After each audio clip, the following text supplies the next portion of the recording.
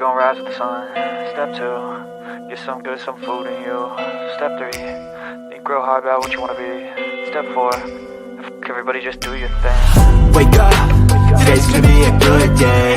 Wake up, today's gonna be a good day. Wake up, today's gonna be a good day. Wake up, today's gonna be a good day. Wake up, today's gonna be a good day.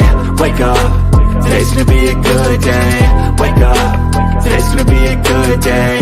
Wake up, today's gonna be a good day. Yo, set your affirmations, aspirations. I got shit to do, the aftermath of preparation. Good food, good mood, blood in circulation. One step at a time, yeah, that's how you make it. Set a goal you control and the steps you take them. I try to pick one thought, have some concentration. And if I make a mistake, it's called education. I try to do this every day, call it replication.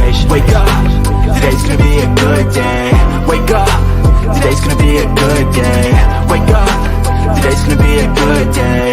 Wake up, today's gonna be a good day. Wake up, today's gonna be a good day. Wake up, today's gonna be a good day. Wake up, today's gonna be a good day. Wake up, today's gonna be a good day. So life ain't easy, yo, I think there's a reason though. Ups and downs, just like every different season, yo.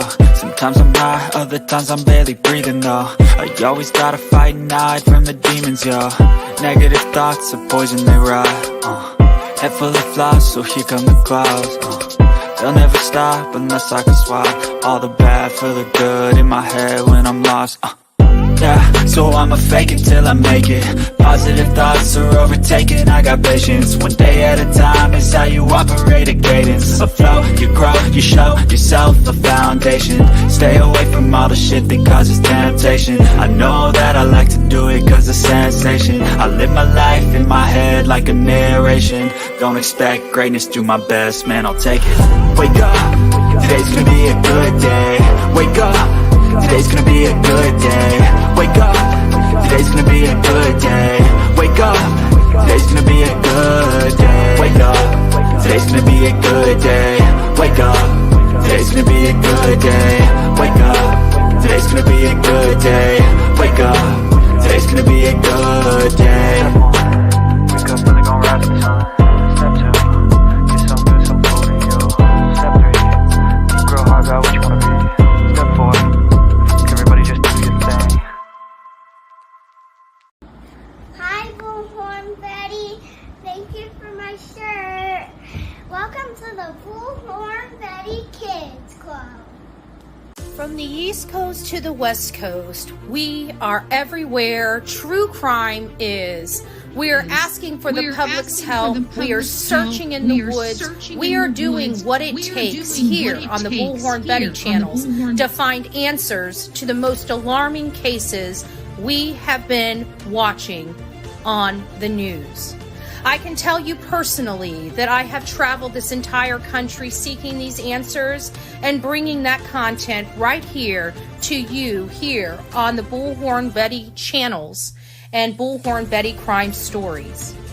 We are happy with the work that we've done. We brought many answers to the public, and we have defied mainstream media in our pursuit of the truth in these cases. We will continue to work. We will continue to fight for these victims, and we will continue to tell their stories here on my channels.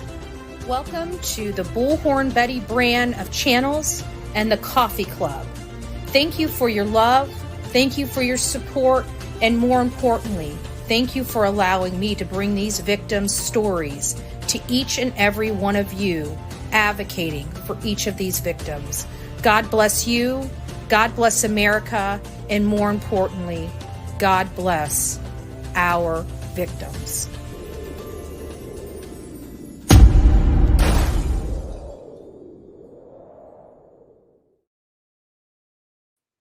Well, good morning, boys and girls of YouTube and X, formerly known as Twitter. It's nice to see everybody coming in to the chat this wonderful morning. We've got a lot to go over as information is being released related to the assassination attempt of former President Donald J. Trump. there has been a lot of different information coming about, people obviously trolling, trying to bring attention to themselves, and a lot of other things going on in this case, in addition to a bunch of young, angry boys and girls, 20 somethings, that's doom and gloom to the America as we know it because they were warped in our public school system and then warped even further going into our colleges and universities that have been propagated by the federal government through funding and other things. So we've got a lot of propaganda going on out there. We have a lot of information. I want to keep it to the facts. These are facts that cannot be disputed.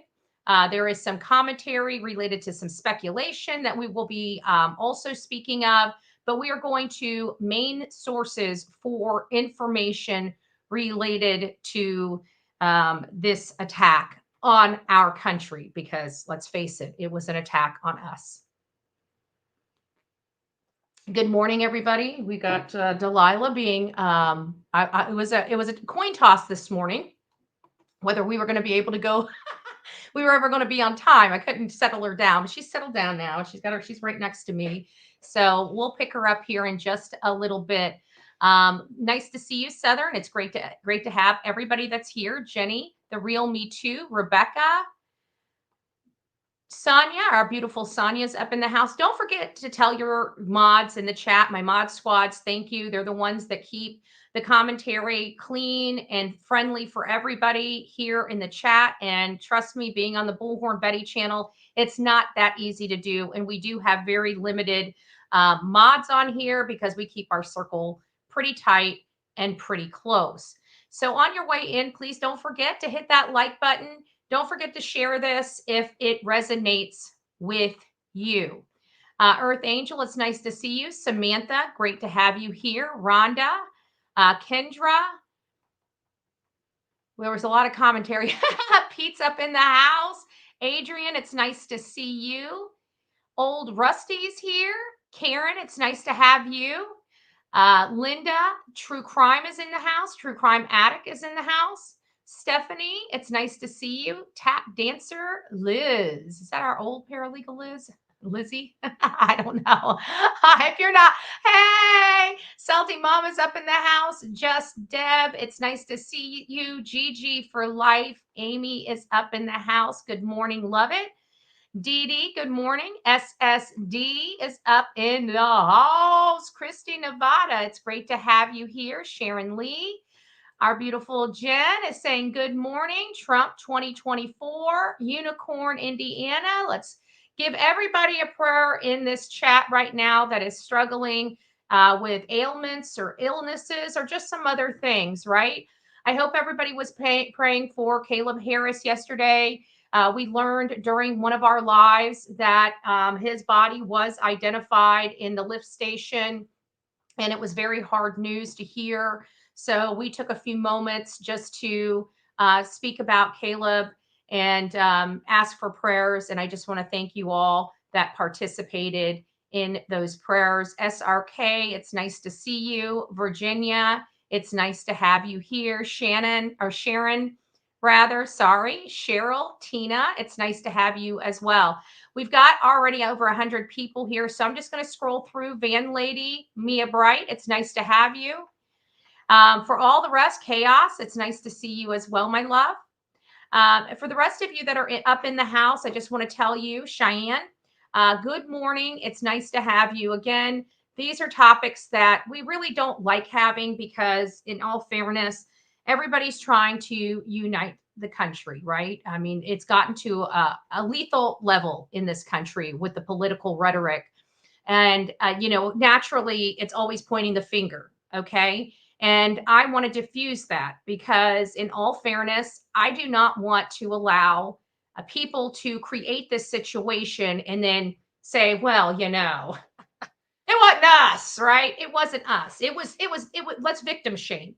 I heard one news reporter at the White House actually talking about Trump's rhetoric. Trump's rhetoric never got anybody almost killed, period. So before we start out this, I'm going to kick off with a bang, okay? Because we're going to make this crystal clear on this channel what is going on. While I do want to unite the parties. I think we need to get back to the old style of doing politics. This is not for my mom and pops that are Democrats or independents here in the chat.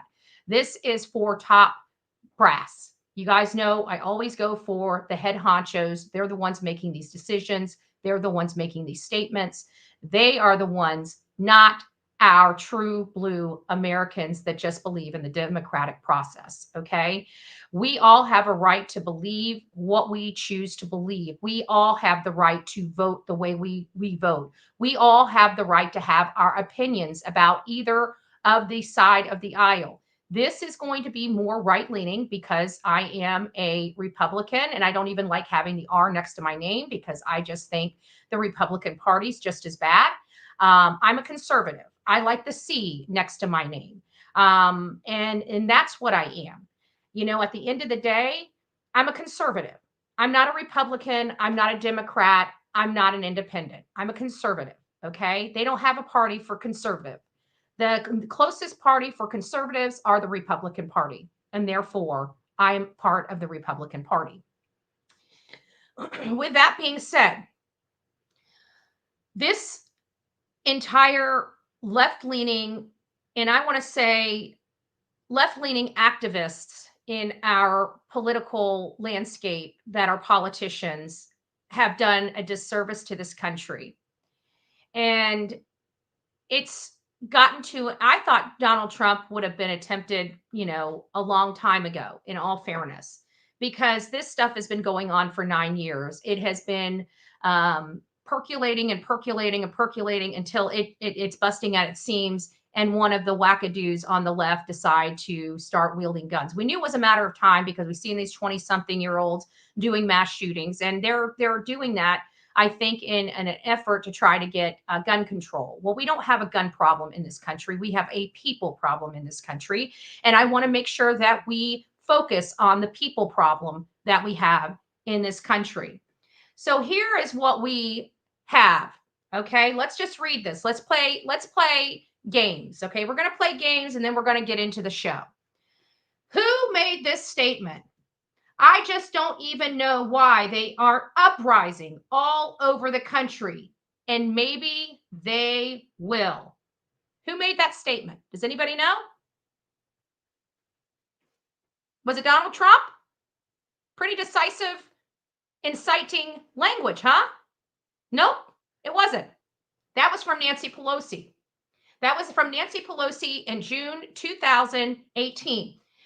If you see anybody in that cabinet, in a restaurant, at a department store, at a gasoline station, you get out and you create a crowd and you push back on them and you tell them they are not welcome anymore anywhere.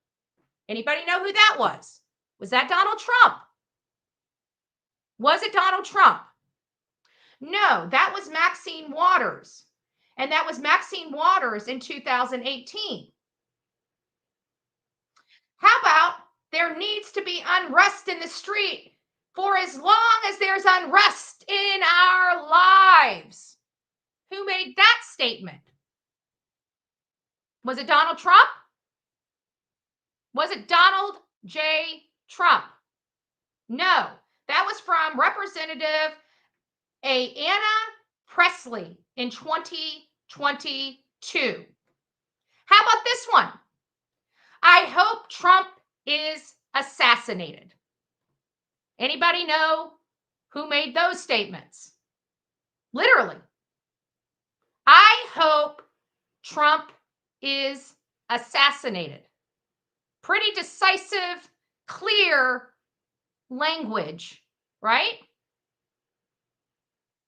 That was from Senator Maria Chappelle Nadal. That was in August 2017. How about this one? If we're in high school, I'd take him behind the gym and I'd beat the hell out of him. Anybody know who that is? Was that Donald J. Trump?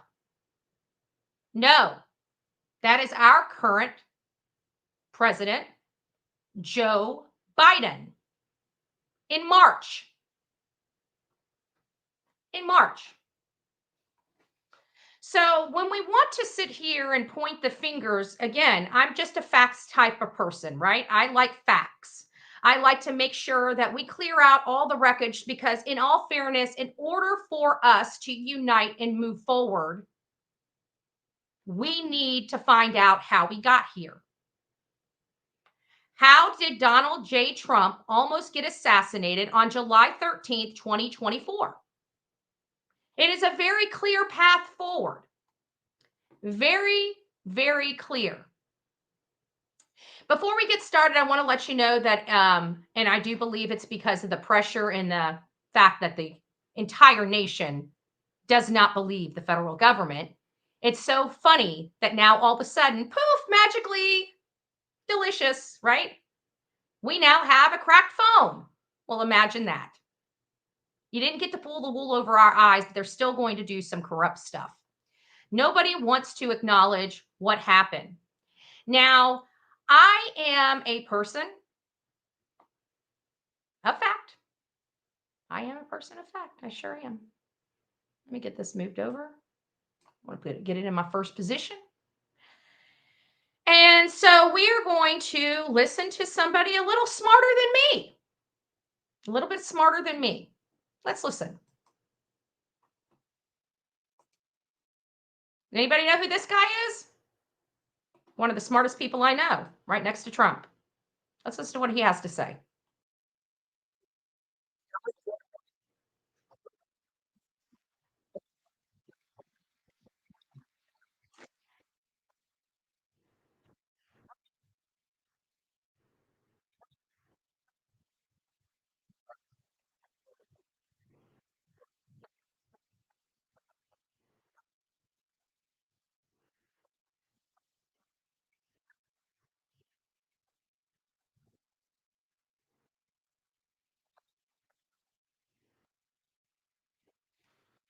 Oh, you know what? I just realized I don't think let me get back over there.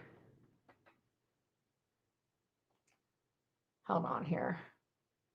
I just realized I still have it muted. Sorry, guys. Let me try it again. We'll start it over. There's no totally illegitimate criminal organization unless it is following precisely the orders of the elected president. Democrat or Republican, doesn't matter. So he's describing a crime.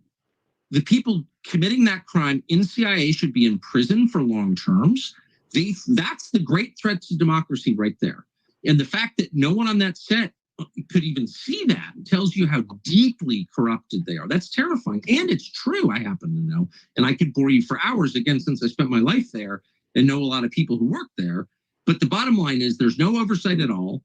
They were able to participate in the murder of a U.S. president and then hide that fact for 60 years by keeping those documents classified, which they kept the documents classified. This is, now remember, every single president that has been shot and or assassinated has been a Republican president, with the exception of Kennedy. Kennedy was the only Democrat that was shot, but let's remember who Kennedy was. He was one that built the border on the Southern California border, the very first president that ever put a border wall up.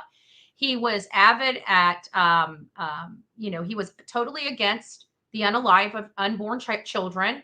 And, there was a lot of things that he didn't bode with his party. And they were major key issues. And he was assassinated. Okay.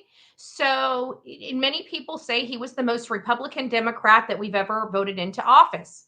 So again, all of these, in my opinion, were Republican or right-leaning individuals that were either shot at or assassinated, including but not limited to Donald J. Trump.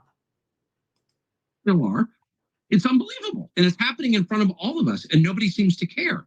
But, as the country declines and the democratic institution... And how many people know of what the CIA capabilities are? And do you guys have a concern that one of our highest law enforcement aid, national law enforcement age, or excuse me, worldly national, because CIA is not supposed to be doing any work on the United States. They are for overseas and overseas only, yet we caught them doing work here in our country. And there is absolutely zero oversight for the CIA. And remember, the CIA is a top secret entity. How do they find their agents? They scout for them as well. Just FYI. Weekend, and you wonder, how did this happen? Well, that's how it happened, right there. What do you think the future holds? Is it, I don't know. I mean, are they going to let Trump be president? Of course. I mean, look, if, they protested him, they called him names. He won anyway. They impeached him twice on ridiculous pretenses. They fabricated a lot about what happened on January 6th in order to impeach him again. It didn't work. He came back. Then they indicted him. It didn't work. He became more popular.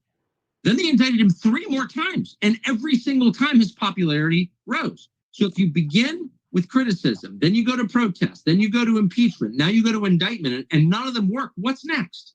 I mean, graph it out, man. We're speeding toward assassination, obviously. We're speeding toward assassination. Now, again, this is not Bullhorn Betty's rhetoric.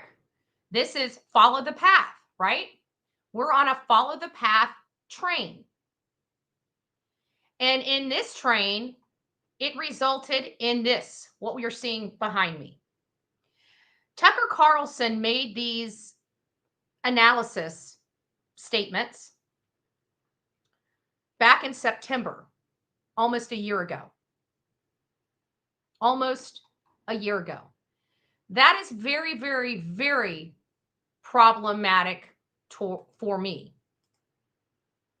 Now, we're going to go to some statements that I think are very, very important for us to hear.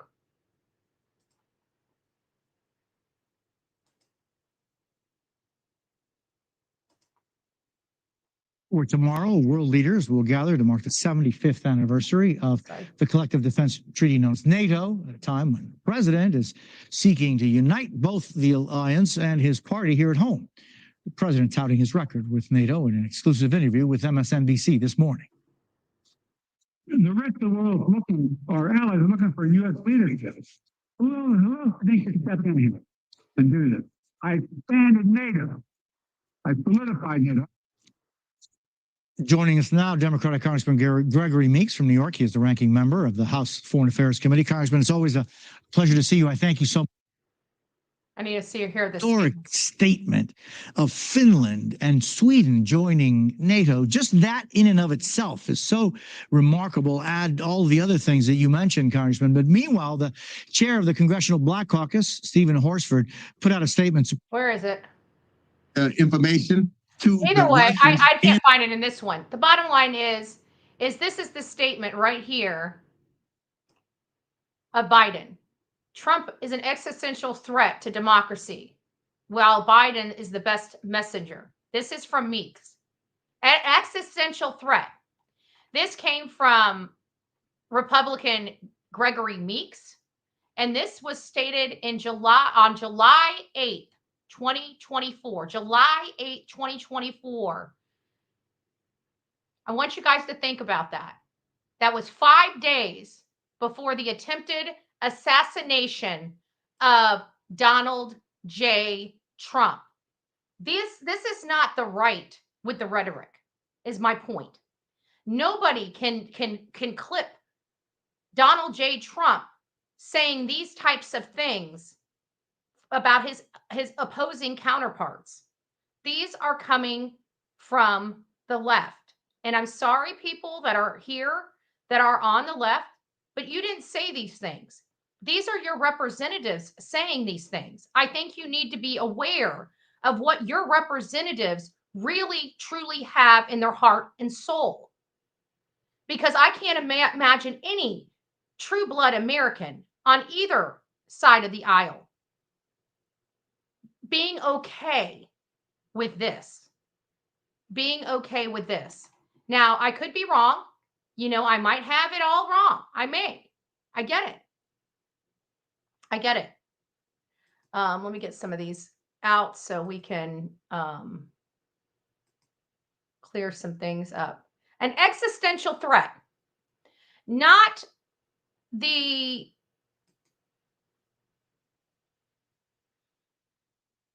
nuclear powers that some of our adversaries have, not the southern border where people are flooding in. We see the wreckage of those policies. People don't have jobs because illegals have jobs. Our children are prey if they're alone from some people. It seems to me, in all fairness, we had 3 major cases. In all 3 major cases, the people, I think with the exception of one, came from Venezuela. Okay? Unchecked Venezuelan. One of those people that injured and unalived that 12-year-old girl in Texas was a diplomat's son. Why is a diplomat from Venezuela, why are they sneaking across the border? You know, these are questions we should be asking because there's no good answer for those. No good answer for those. Let's listen to some more of the rhetoric, right? Because we're rhetoric. They're speaking the truth. Well, yeah, I mean, other than the fact that he was in a BlackRock commercial inside a school, and then BlackRock, of course, we know their connections to the federal government and the CIA. So, other than that connection, who knows? But the again, CIA. they want you to believe that Remember, I told you guys, and this was before any of this stuff was being released. I just want to tell you how in tuned I am with politics and the makeup of our country. Okay.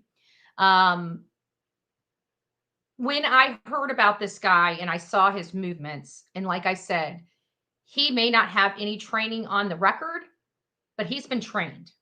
That guy was trained. Now, I don't know if he was a pansy, a pawn, because I'm hearing some other things from some of my sources that there was potentially, now I can't confirm or corroborate this just yet, but evidence of 3 different types of bullets. We know he only had 1 gun. So this is going to be concerning. I'm waiting for information, but I do not believe or trust the people that are doing this investigation. I will put that nuance on here.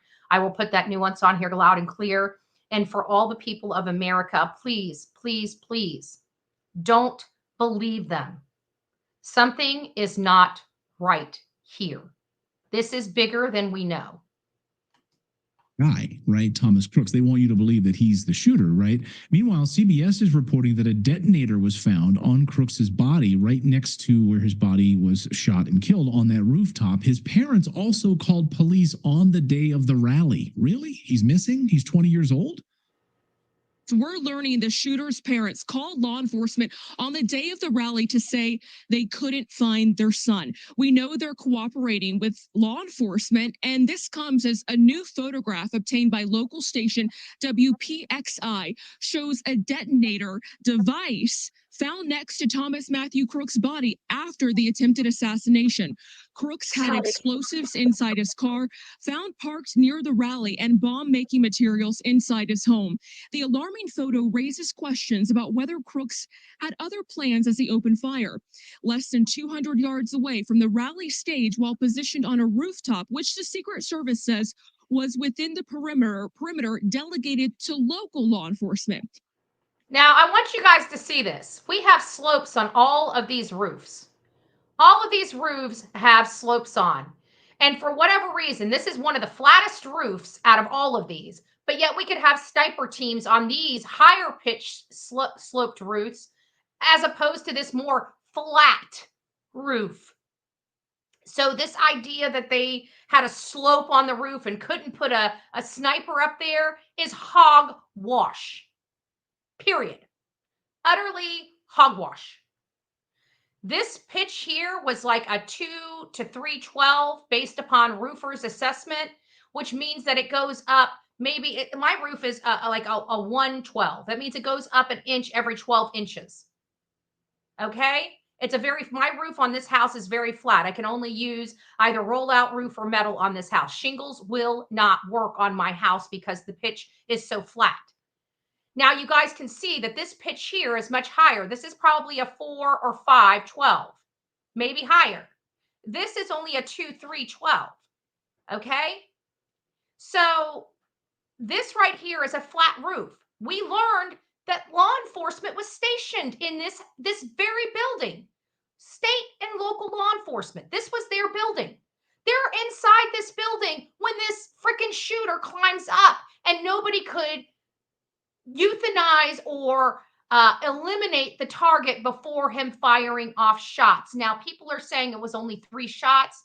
I've heard that he was able to get off at least 8 shots, 3 the first time and 5 the second. Now, I don't know, we still have to wait for these reports that we're probably not going to believe. There's going to be some factual information in these reports, but there's going to be a lot of bullshit, excuse my language, in these reports. Now we're learning that police knew about Crooks 3 hours before the shooting. He came in with a rangefinder, and police and Secret Service said they'd keep an eye on him. They were aware of him. And new video from DC Drano this morning revealed they were aware of this guy as well. They were aware of this guy as well. Intelligence reports had his name on it. the shooter was walking around 1 hour beforehand. Take a look. So you can see him here in the background there, walking around, scouting out the location, apparently. This is 1 hour beforehand, walking around, looking up, security. What's this guy doing here? But that's an hour beforehand, 1 hour ahead of time. 1 hour. 1 hour. He's in an area he should not be in. He's in an area he should not be in. He's all by himself. He's looking out of place. He's looking out of place right there. And nobody bothered walking up to him to say, you know, can I help you? Because that's what law enforcement does, right? They don't just say, oh, what do you do? You know, like those security officers that want to point to their badge and stuff like that. And I tell you that law enforcement, you can tell that this is a reject from law enforcement because law enforcement doesn't handle themselves like that. They actually walk up to you and say, hey, is everything okay over here? You know, that's their way of asking you, what are you doing here and what's going on, right? Is everything okay over here? Are you doing okay? You know? And that's how they approach people. So this guy is outside where all law enforcement is stationed. Why they were stationed inside instead of outside is beyond my little butt can comprehend, because a president of the United States is on the stage and we've got law enforcement that should be outside of that building, inside of that building. Awfully strange. Police didn't engage him. He was allowed to leave the area. Where's his gun, by the way, at this point? Well, he was actually allowed to leave the area and only return with it was able to come back with a backpack. Unbelievable. Unbelievable. Eventually climbing on the ladder near that HVAC unit onto the structure behind the buildings and then onto the roof. Well, some reporting says that he went through security check. He did and go security said, let's keep an eye on him. But do you guys hear that? Now let's remove any lone wolf thoughts related to this man. then they didn't.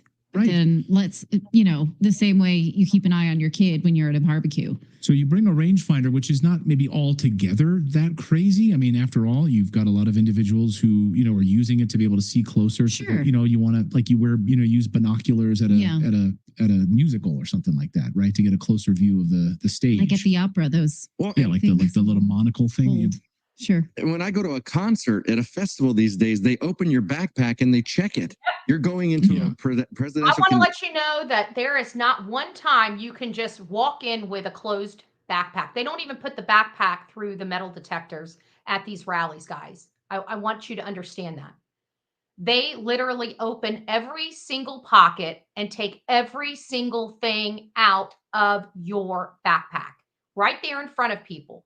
That's why whenever I have female issues on rallies, I put them in a single bag so they don't pull them out in front of everybody. They can open the bag, they can see what it is, and they move it on along, right? Because they take everything out of your bag. If you got, a toy in there, it's going on the table for everybody to see. Don't bring toys to the Trump rally. Okay. Those kind of, what kind of toys I'm talking about. They will put it out there on the table and look at it. They will take the battery out of it to check to make sure it is what it is.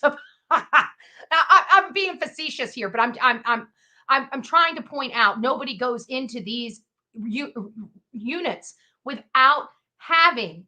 They wouldn't even let us take bags into the Durrell rally. I had to put everything in grocery bags because they wouldn't allow us a bag. I had to take my cloth bag and put it like on the back side of me so I could go through the metal detector, right? So they don't allow at the Durrell rally any purses or bags over a certain size.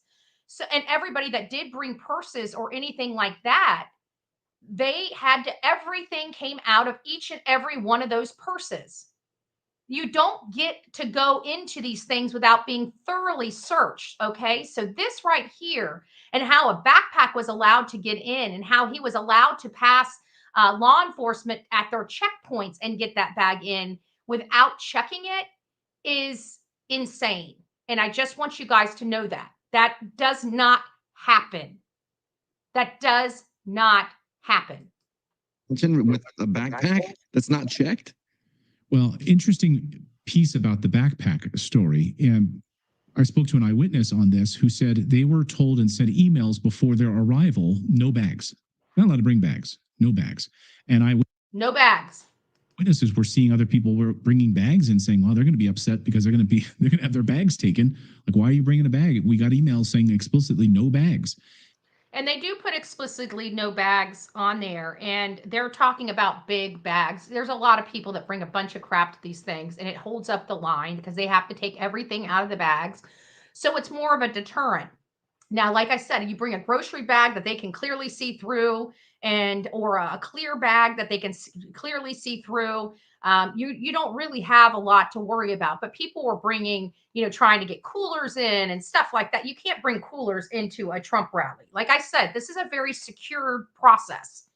And how anybody, and there were people that were able to get like smaller purses in because it's their wallet and things of that nature. But backpacks were prohibited from the Durrell rally. The first time I saw, we went to the Virginia rally, we saw the extra security, like overboard security, so much so that Pam actually said, I think Trump's life is in danger because of how much security was there. And we've been through so many rallies, we've never seen that much security.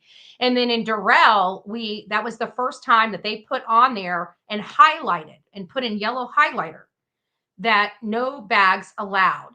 So that's when I went up to the Secret Service and I told them, I have my stuff here. I can carry it all in and just put these plastic bags in my pocket if you'd prefer. And they said, no, they understood that so they let me go in with my grocery bags with some stuff in them because I have batteries, I got 2 phones because I power basically the front row Joes. I've got 3 or 4 batteries on me. I'm the one that kind of everybody else goes ahead and saves us all seats while I get all of our equipment through.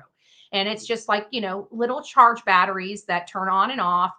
They have to make sure that they turn on and off. So even when I talk to Secret Service, I pointed out before I even get in line that these turn on and off. And I let them, because again, we know Secret Service. So I let them preview my bag before I ever get in the line to help me move along quicker. And this whole backpack thing is bothersome for me because it doesn't make sense to me. And then they were able to bring bags right through security. They didn't take people's bags at all. They hardly even looked through them. This is unbelievable. So what's going on here with the bag searches? They received emails saying no bags. People showed up with bags and were allowed to bring bags in. And we were, like I said, we were allowed to bring bags in, but they're grocery bags. My bags were like this. They were just like this. You see that? They were Publix bags. And they will let those come in, but not regular backpacks or, the totes. The totes. They won't let the totes come in. Unless they're empty. Like mine was cloth. I got mine in, but it was folded up, it was completely flat. Nothing was in it. Okay. That's a huge lapse. I'd love to hear Kim Cheadle's response. But them not checking the bags or barely checking the bags is problematic. And in the first cue that something was wrong. to that, why did they make that sudden change? Why was that suddenly allowed to happen when they had received precautionary emails ahead of time? I wouldn't bring a bag if I saw that. I'd be like, no, they're going to take my backpack. Right. Right. So why even bring it? I mean, Clayton's been known to smuggle burritos Into a movie. places. Yeah. Where we're not supposed to bring in food. Yeah. He has done that. But not a rifle. But not in a backpack. In his pocket. Now I just carry burritos in my pocket, if you know what I mean. All right, so now we have new video evidence also shows the shots fired at the hydraulics that were coming from the back left side of the stage. People reported the shots hit, and then you can see like a gas exploding. People were wondering where all this like mist and gas was coming from. Now we know that that was hitting this hydraulics behind the stage, and then it created like a bit of a cloud there. So this is coming from the left side. And you can see on the left side of your screen, this person ducking down as well. And these shots coming from the left side, according to eyewitnesses. And we have eyewitnesses saying these initial shots came from the direction of the gymnastics building that we talked about here yesterday on the show, which is about 400 yards away. And again, this is also in the same direction as the water tower from that direction to that stage where that hydraulic section was hit, and where when those other bystanders were also hit behind the stage area where President Trump was speaking. Was there a second over shooter? 400 yards away. A building, by the way, the gymnastics building, that was vacant on Saturday and which had the same line of sight as the water tower. Multiple eyewitnesses now say the water tower direction. Shots were fired from that location. Multiple eyewitnesses. Wow. And they had been right by the fence where the other shooter was. There was one I heard in the water tower. There was one by the fence. And so it's the initial reports. But what we do know. First crack of the gunfire, and I just screamed, "It's the sniper! It's the sniper!" And he was firing down toward the water tower. That's what we're hearing. Gentleman behind me, I was one seat. He was to the right of me. He could see the sharpshooter behind Trump. He said the sharpshooter shot to the left. He killed the gentleman in the water tower here. CNN almost had a heart attack yesterday when U.S. Army sniper Corey Mills was on CNN and suggests that the July 13th assassination attempt on Trump could have been a setup. And he also pointed out the water tower, and Kate Baldwin like flipped out. She's like, "Oh my, what? You're saying this was a setup?" And he's like, "All the evidence seems to," he's like, "I know, I hate to say it." And they're almost like freaking out. Like, what are they going to do? Like cut away from him? But here he is, he's done this thousands of times. He's a veteran U.S. Army sniper, and he said, just doesn't add up. It had to be a setup. Watch.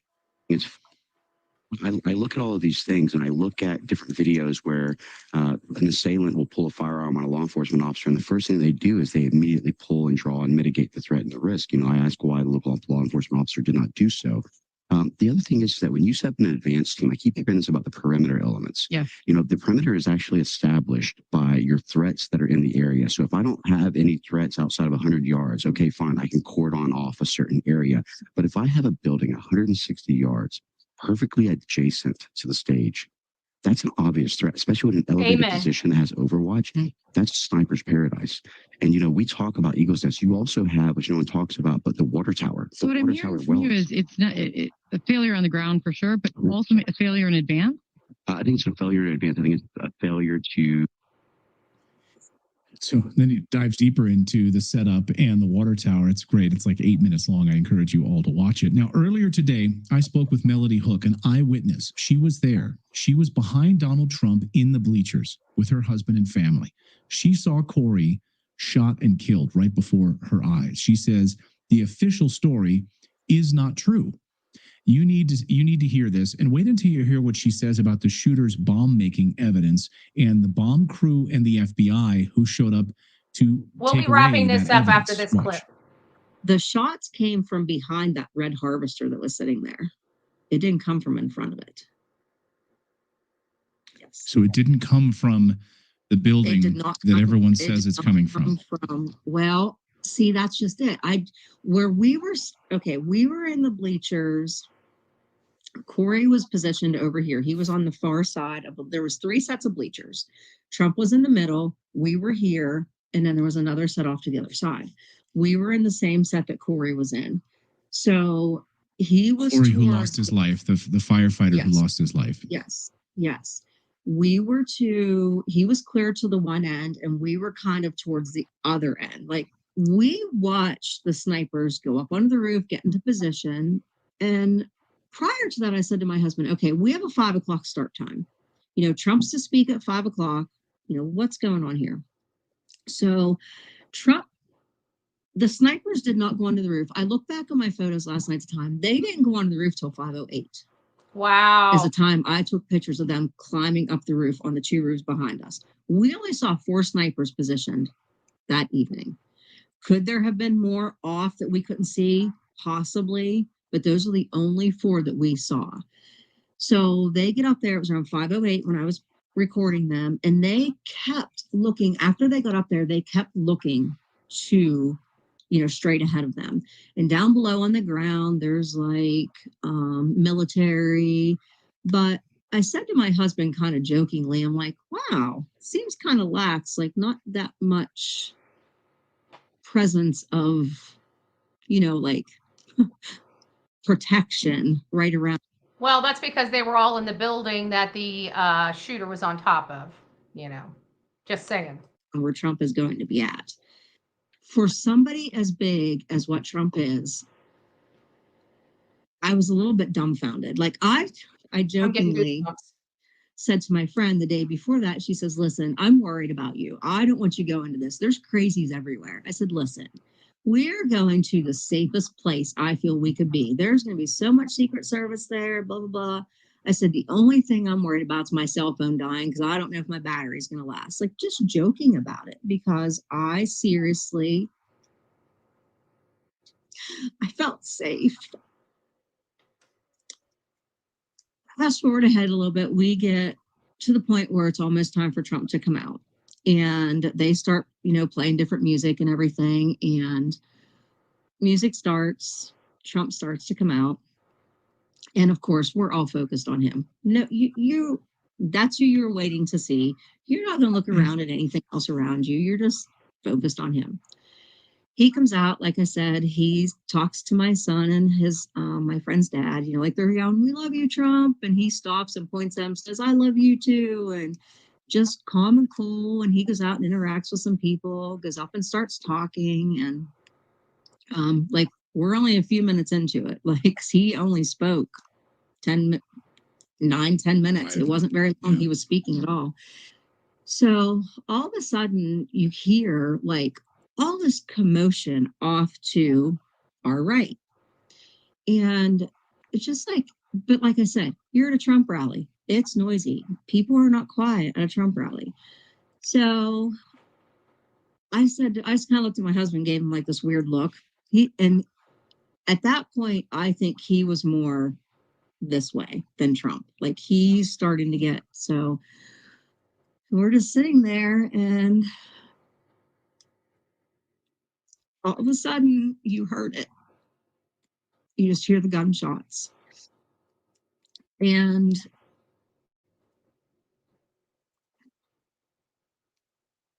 sorry.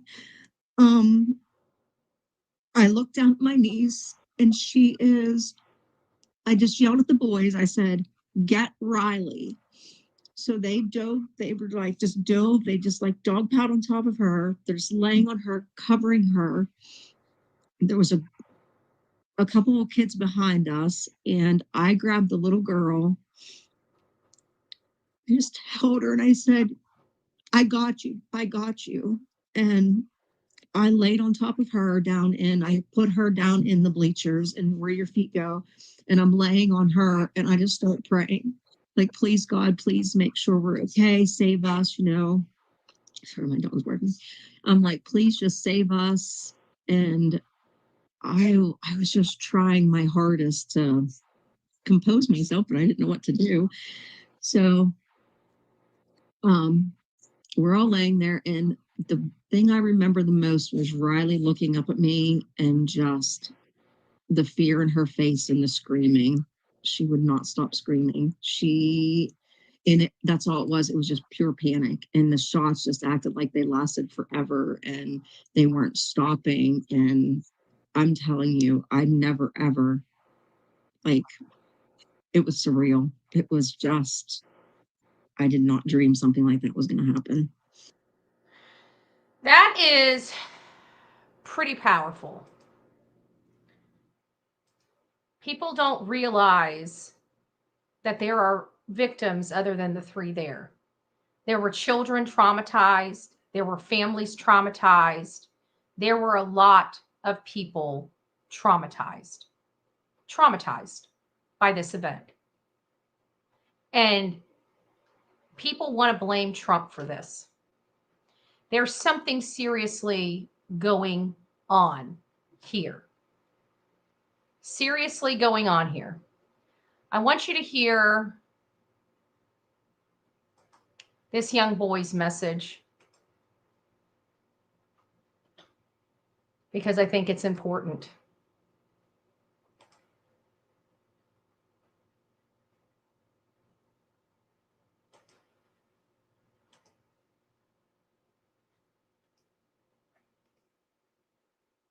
For everyone who does not know who this man is, his name is Jonathan Willis. He is a Secret Service agent who shot the guy who was trying to assassinate Trump.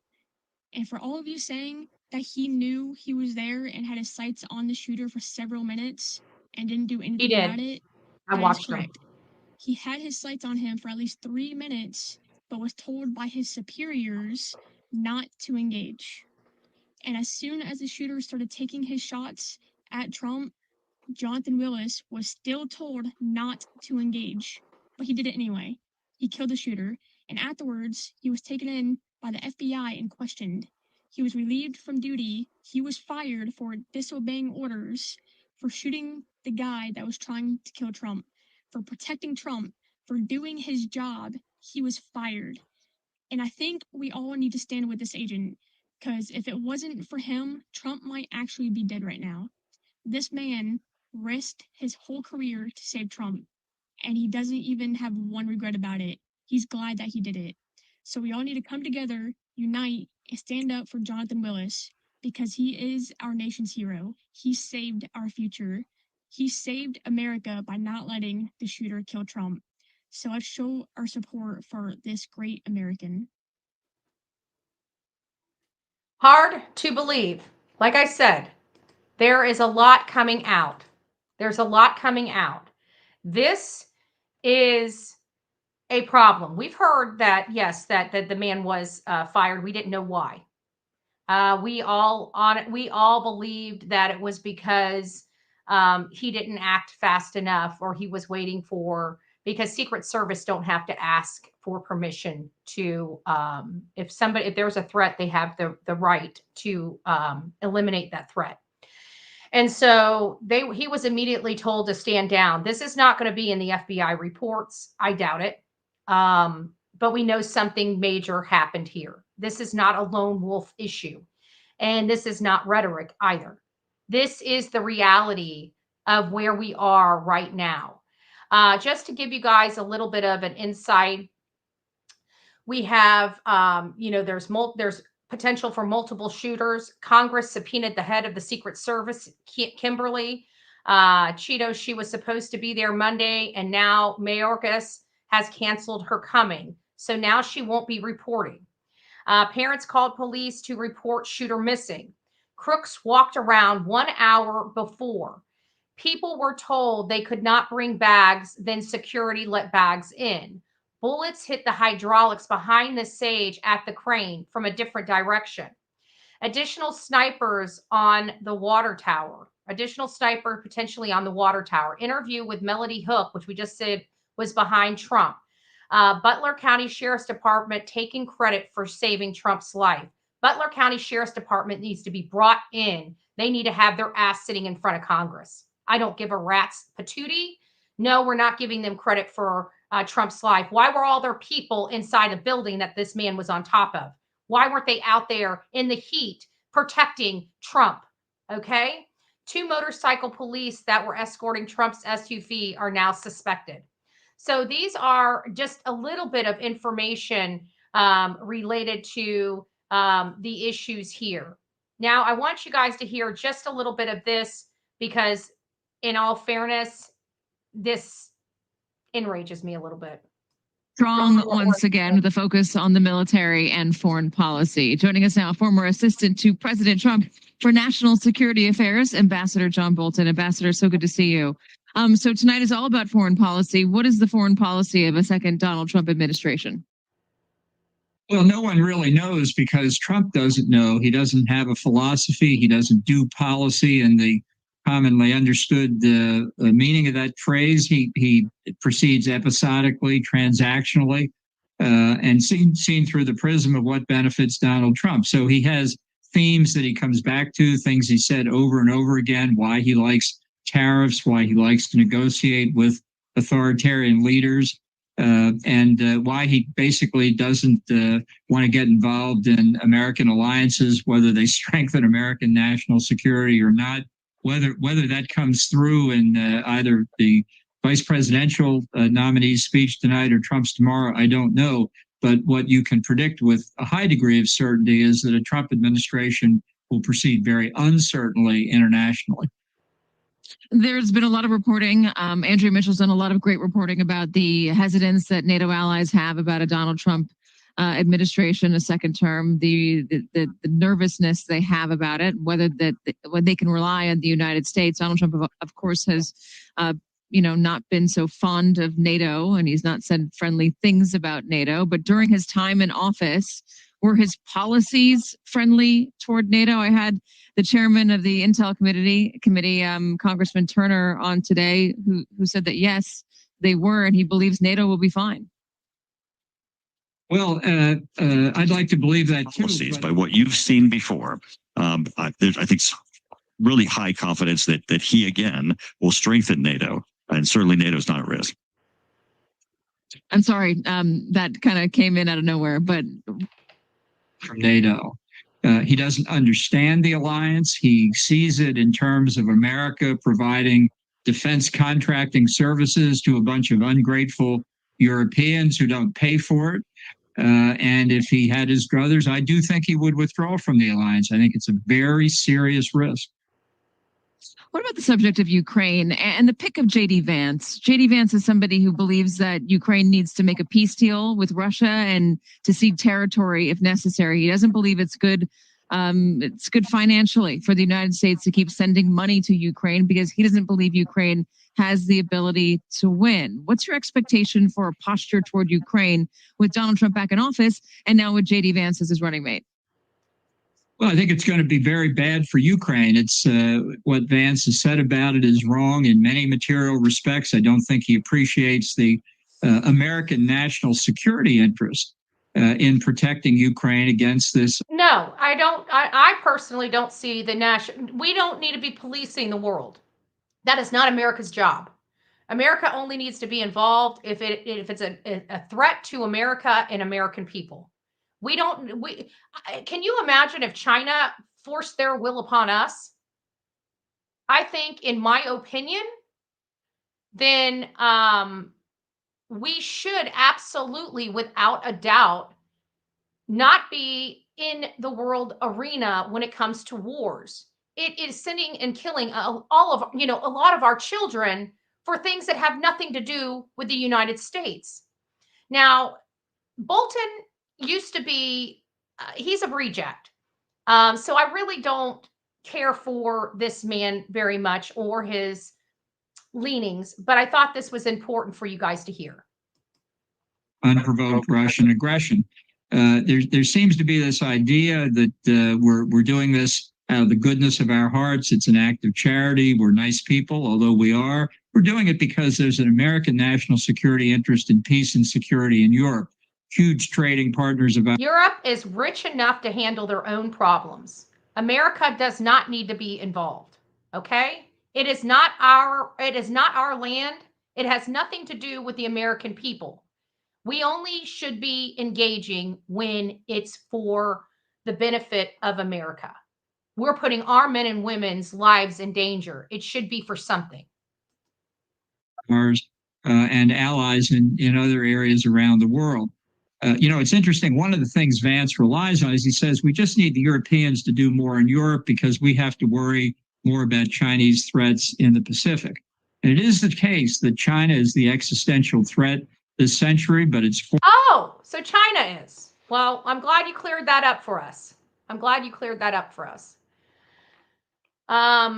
got a few more They've already oversight panel has subpoenaed the Secret Service director to testify on Trump's assassination attempt. They need the CIA in there as well. Also, this is a friend of mine. This is Sharon. Many of you guys hear me talk about Sharon regularly. She's in a lot of my photos when I go out to the rallies. We will be getting to her interview here in just a second that she did on JLR. But I want you guys to hear this. Minutes before the shooting occurred. Here are some more updates. Excuse What do you think about same-sex marriage? It's a I'm trying to Dad, burn it. was spotted on the rooftop 26 minutes before the shooting occurred. Here are some more updates regarding that specific situation. Local police who were assigned by the Secret Service to help spot threats in the crowd at the rally were inside the building where the gunman had positioned himself on the roof to shoot at the former president. That's at least according to a Secret Service official brief. So they were inside the building, you guys, but they just didn't see anybody standing on top of it. They weren't even worried about their own safety. They weren't worried that they would be ambushed from behind. They just were inside the building doing God knows what. Don't be a guys. Don't think. I don't want you to think if you're watching this and you're thinking about thinking, please stop. Please wait until the experts come out and tell you what to think about that. Let's wait to hear from Rachel Maddow, Don Lemon, people that went to the schools where they know how to process information. It was spotted on the rooftop 26 minutes before. 26 minutes before. Let's hear what Cinnamon Shogun has to say. Hold on here. Got that done. We're going to be getting into some stuff, guys. So just stick around. If you'd like to, stick around.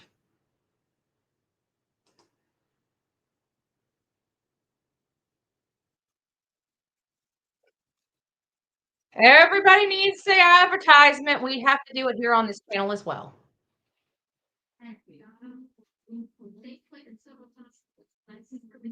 Currently at the hospital with Karen. President Trump was just shot supposedly in the head, and they just rushed him here.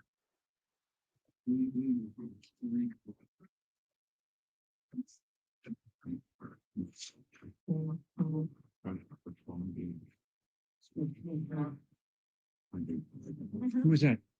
Oh, sorry.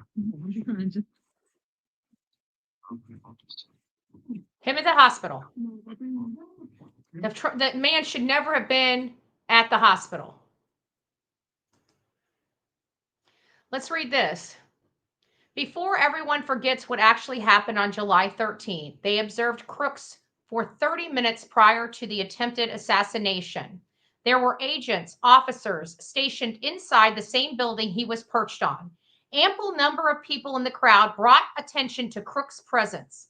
Secret Service detail was cut down because Jill Biden deciding to do events which pulled agents away. Isn't all this so convenient? Does anybody notice the convenience of this and how the Biden name is the reason why Secret Service detail was short for Trump? Anybody think that that's a little odd? A little odd, especially when we heard from the secretary yesterday saying that, you know, they have to go with outside resources in a situation like this. Well, where were the outside resources before this? They didn't station CS on the roof because it was sloped. So they didn't have the snipers on the roof because it was sloped. We just looked at the other sloped roofs and they had more slope than the roof that this man was on. So there's no excuse for a sniper not to have been on that roof. Although other units were seen on sloped roofs. They could not access his phone because, well, it's not a grandma protesting outside a clinic. Okay? They finally did tell the world that they broke into the phone, which we knew they could. And that was hogwash that they tried to tell us they couldn't. And they say that there's no motive. How can you not have a motive? He hated Trump. That's a motive. It's a clear motive. So this idea that there's no motive here, okay? And I do not believe that he worked alone. There were women in the detail that couldn't even holster their own weapon, and that was a Secret Service agent. It was the girl that I talk about. She could not holster her weapon. She's the shortest one on the team, which is kind of out of sorts in all fairness. Agents were seen ducking after the attempt on Trump's life was made. Agents were ducking. We train our officers to run toward danger, not retreat from it. And they were ducking. They didn't remove Trump when the threat was first detected. An officer that climbed a ladder to approach Crooks backed down the ladder. Something doesn't pass the smell test about the whole ordeal. I'm not saying it was intentional, but a lot has to go wrong in order for it not to be. After all, this is USSS, the United States Secret Service. Director placed the blame solely on local police force in refusing to take accountability or resign. While I do believe that it was local and state law enforcement, and I've said that, and I said that the governor, as well as the counties, city, and state police heads should be in Congress. This woman had the ultimate duty to make sure that president's safe. It is not the state, the county, or the city's responsibility. It is squarely this lady, and she failed at her one job. And then we hear the secretary say, well, if we do find fault in the Secret Service, will she be fired? And he basically said no. The answer for that question, even though he gave you word salad, is yes, she should be fired. She has one job. She failed at it. We haven't had a situation like this since 1962. She is a failure and a disgrace to this country. She was derelict in her duties. There's no ifs, ands, or buts about it. Now, you want to hear the disgusting tone of the left? Donald Trump almost got, oh, I didn't even show you guys. Let me put that back on the big screen. Sorry. Sorry, not sorry. Where is she? There she is. Disgrace. An absolute disgrace. She needs to be fired. It was her ultimate duty. And you know what? Women in positions should take accountability for themselves. Okay? I empower women all over this country. And one thing I empower them with is to use their voice and take responsibility and accountability. This woman, to me, is a disaster. She was put in this position because she is a woman and they want to show diversity in the Secret Service. Not because she had what it takes. I'm not into identity politics. I'm into whoever can get the job done. She failed. She needs to lose her job. She is a disgrace to this country. She failed in her duties. Let's listen to how brave Biden is, right? I mean, he shows strength, right? Shows strength. A man almost lost his life, has a bullet in his, a bullet, I don't know if it went through his ear or grazed his ear. Either way, we saw his blood coming off of his face. But he almost lost his life. Let's listen to how Biden almost lost his life, okay? And how brave and honorable and how heroic this ass is. These two men are both elderly. Donald Trump is an elderly man who, for whatever. No, Donald Trump is an older gentleman. He's sharp as anything. He's sharp as a knife. He's sharp as a razor blade. This man here is a bozo, okay? Half of the Democratic Party cannot stand this man. They're not going to be voting for this man. I know because I've got people on all sides of the aisle and we have discord, but we work together because we have common goals, right?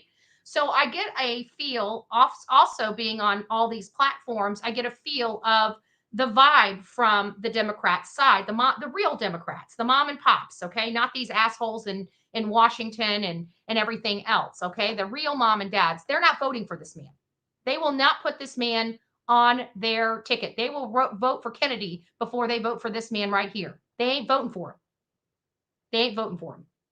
Let's hear how strong this elderly man is compared to Donald Trump, because I mean, we should be making sure we pray for Biden because he almost lost his life, folks.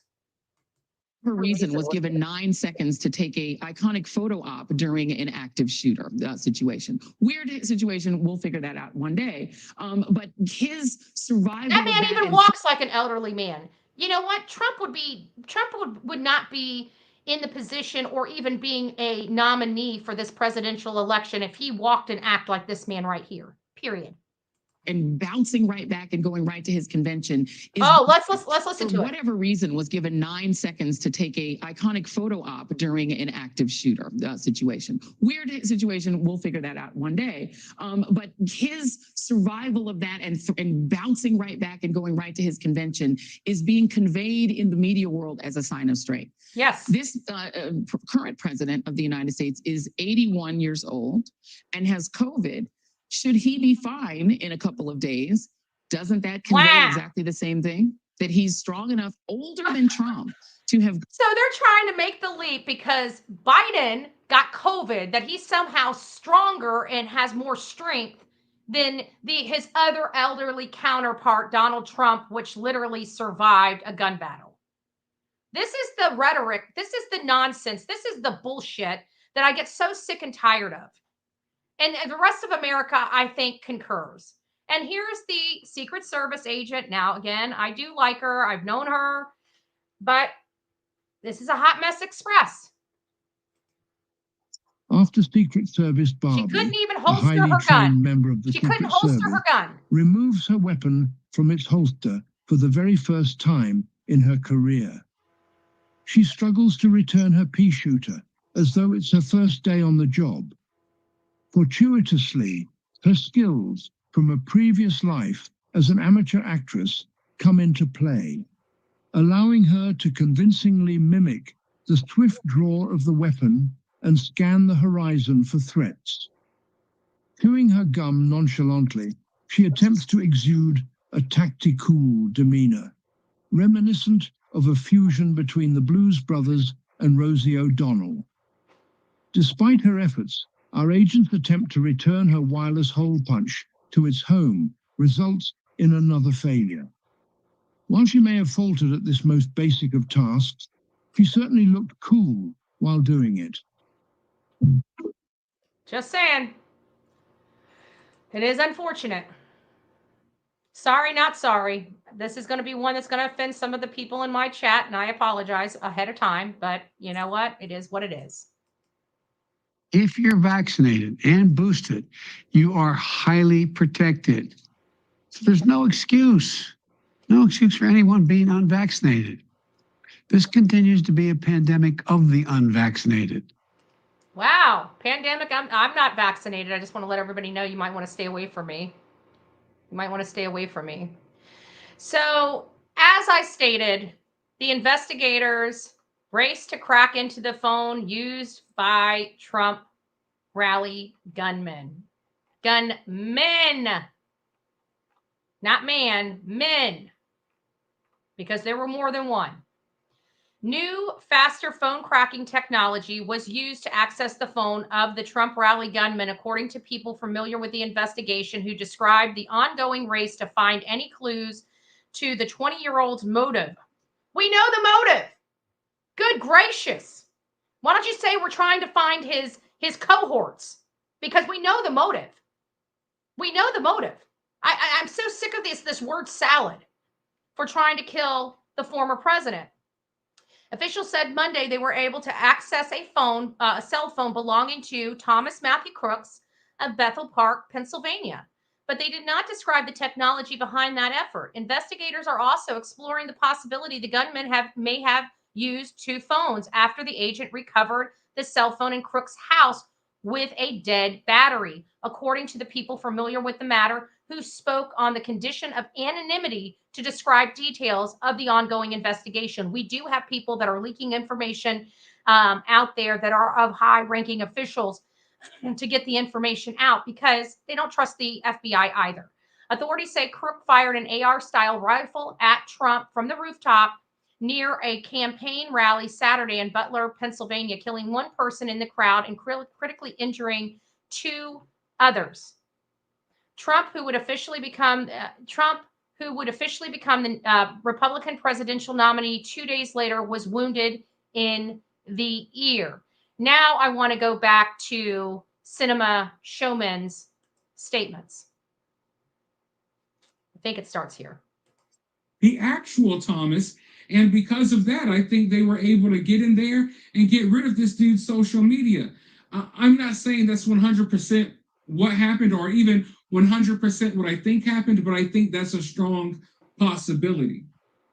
But he's on Steam and he says, July 13th will be my premiere. Watch as it all unfolds. I would like to know, how long ago did he post that? How long was he planning this? Had he picked that location out beforehand? Did he know exactly, how the setup was going to be? I think it's important to let us know when he left that message on Steam. But there's more as well. Investigators have been reviewing his laptop, and they found a few searches in July of this month. They found searches for Trump, Biden, when is the DNC convention, and July Trump rally. So he was searching up the Trump rally that was coming to his area, but he was also looking at the Democratic National Convention. So what does that mean? Was he plotting something on possibly politicians on the left as well? Or is this information they're putting out there to throw us off?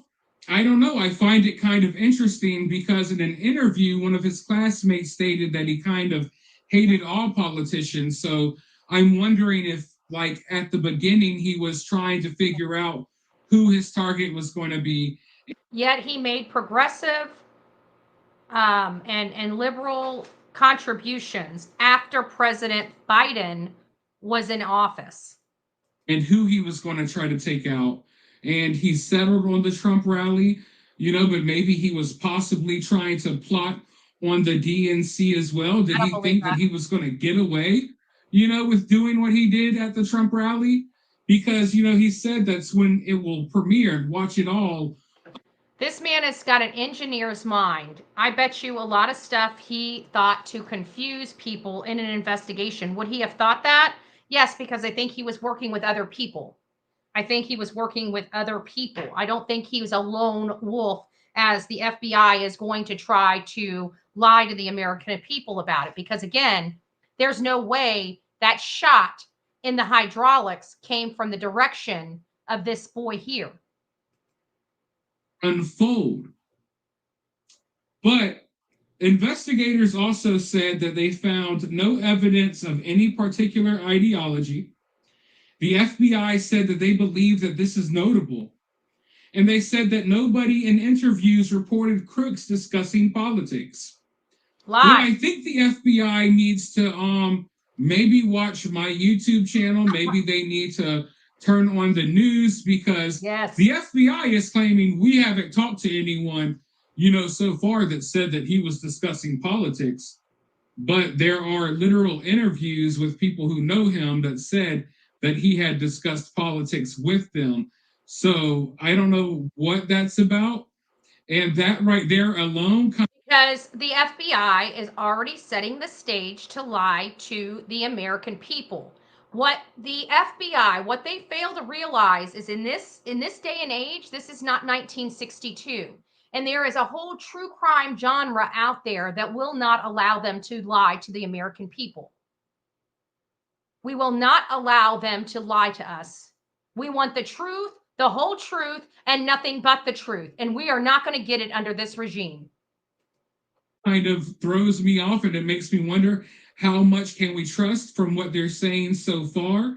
Because, I was just saying a moment ago that, there was that interview with one of Thomas's classmates where he said that basically Thomas said he was stupid for liking Trump and that Thomas didn't really like any of our current politicians.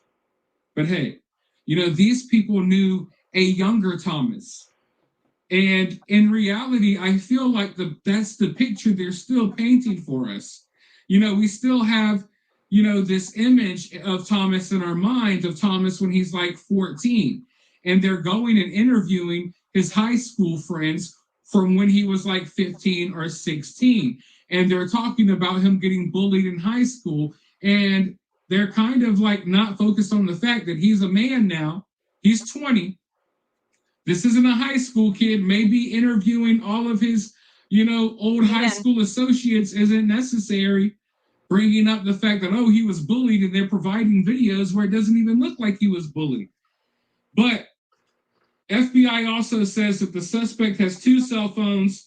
A primary phone was recovered from the scene, along with a remote transmitter. Secondary cell phone was found at the home. It only had 27 contacts, and the FBI is in the process of tracking down and interviewing those people. Now that right there is interesting. 2 phones. We know he had the transmitter as well, but 2 phones. One on the scene, I guess, on him, one at home with only 27 contacts. Is that an old phone?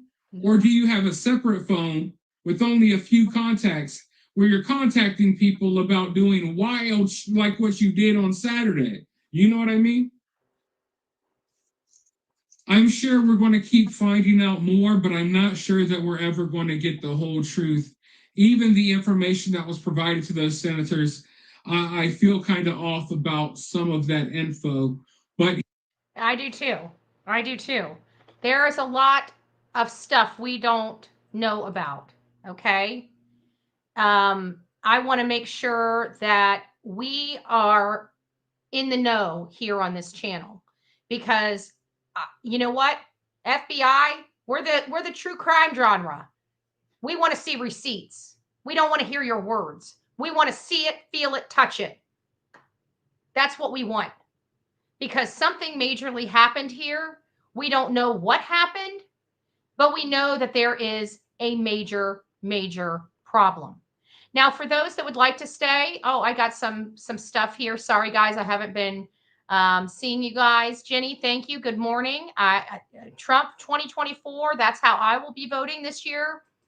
And I just want to tell people, I am a very fair voter, okay? A fair voter. I voted for Obama. I'm ashamed that I did, in part because he lied to the American people to get this affordable health care, which we know is not affordable. But as a young person, I wanted health insurance. He resonated to me on the health insurance. And I wanted to keep our health insurance. So I voted for him a second time. And then his designer of this tax comes out and calls the American people stupid, because yes, it is a tax. It's not a benefit to the American people, and how stupid we were. And after that pissed me off, as you guys can imagine. I don't like that kind of stuff at all, right? Calling the American, because we believed the politician and he lied to our face, and you're going to call us stupid? Yeah, we were stupid for believing him. I get it. We were stupid for believing Obama. And that's basically what the creator of the healthcare.gov stated in public. If you guys remember, it caused an uproar, an absolute uproar. Thank you, Michelle, for gifting the 1 Bullhorn Betty membership. If you have received your gifted membership from Michelle, please don't forget to tell her thank you. And Gigi, we know you're not new. You've been part of the family for a while. Sylvia, thank you so much. Oh, here it is right here. Oh, thank you. Thank you. God bless you. God bless you. So I have some major issues about this, but I want you guys to hear from my friend. I think she kind of really sums this up for people. And I love Sharon. She's one of the kindest people I ever have met. And I don't know, she, believe it or not, when I first met Sharon, I was a little more, I don't know, loud than I am now, right? And she's had a way to calm me down, because I love the way she thinks. I love the way she processes. She's just a very sweet, dear friend, and she's going to be a friend for a lifetime, even long after Trump is out of office. So let's go over to her. Let's hear what she has to say. This is going to be a little bit of a longer interview for Sharon. And again, she is part of our leadership on the Front Row Joes.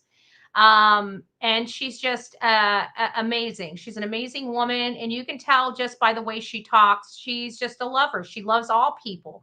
You know, she's a, she likes to handle things diplomatically. You know, she's a very diplomatic woman, a very sweet soul, a very sweet soul. So I'm going to turn it over to my friend Sharon Anderson, which was again on JLR.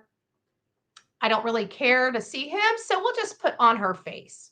We'll put on her face. Anderson, thank you for taking the time to speak with us on JLR and investigate. So, ladies and gentlemen, this is Sharon Anderson. She is a Trump delegate, and she's a member of the Front Row Joes. She attends lots of Trump rallies. She has the reason why I brought Sharon on and brought you on, Sharon, is because you have a lot of insight about these rallies, of how they're set up, because you go there early, you wait there days. You weren't there at the rally in Butler, right? No? I was not there. I was here at the RNC. So I wanted to get your take on a lot of things, right? First off, what's your thoughts about this shooting that happened? I am of the opinion, as many others, that this young man did not work alone. He may have had the only gun there, but I don't think that he worked alone. I think that it was, I hate to use the word, a setup situation, and I'm not a professional, but that's just my opinion as a citizen of this country. Interesting. So you didn't go to this particular Trump rally because you were going to the RNC?